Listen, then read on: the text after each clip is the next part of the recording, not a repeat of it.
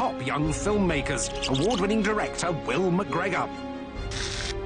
The challenge was for us both to shoot the same one-minute film that Will had written about a spooky puppeteer returning to the stage after years of absence. Will's going to go first, using a professional crew and this full-blown digital movie camera.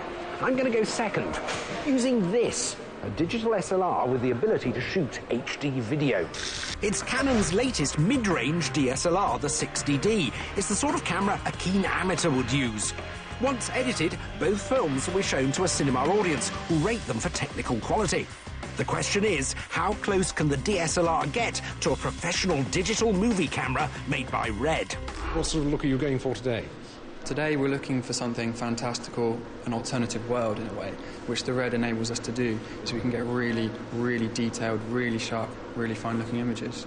Do you think I stand any chance of getting anywhere near that look with my Canon DSLR? I'd really be interested to see. I think you're going to be able to get the same kind of feel of shots and hopefully the same kind of detail.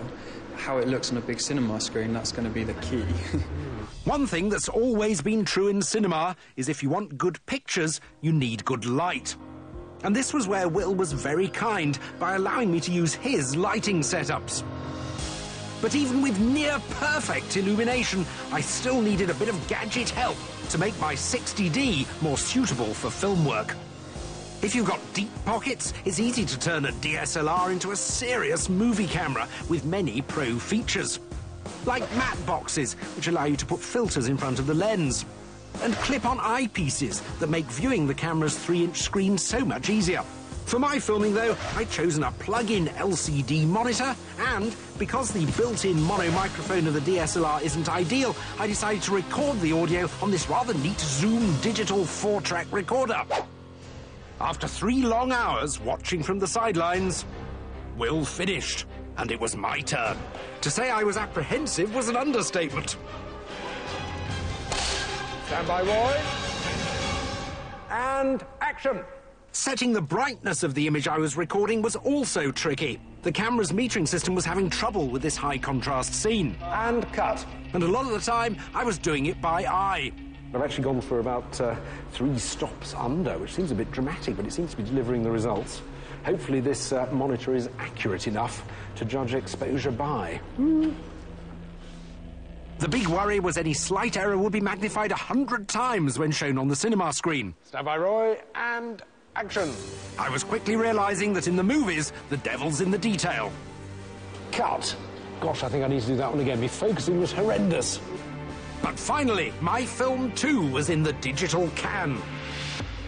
And cut. That's actually quite good, you know. And we both headed to the edit. For me, this was easy. The Canon's footage does require a fast computer, but the latest home machines are more than capable of handling this footage. For Will, it was a little trickier. The Red camera's digital rushes are so huge he had to down-convert them for editing. Once that was complete, he converted the footage back to its original top-quality state, ready for the big screen.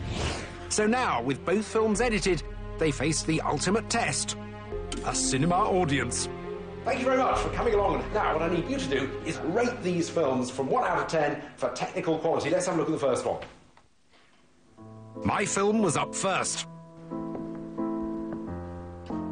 Throughout the shoot, I'd fretted over the focusing and the exposure. But I needn't have worried. On the big screen, it looked absolutely awesome. But what would the audience think? So, film number 1, scores out of 10. Hold your fingers up, please.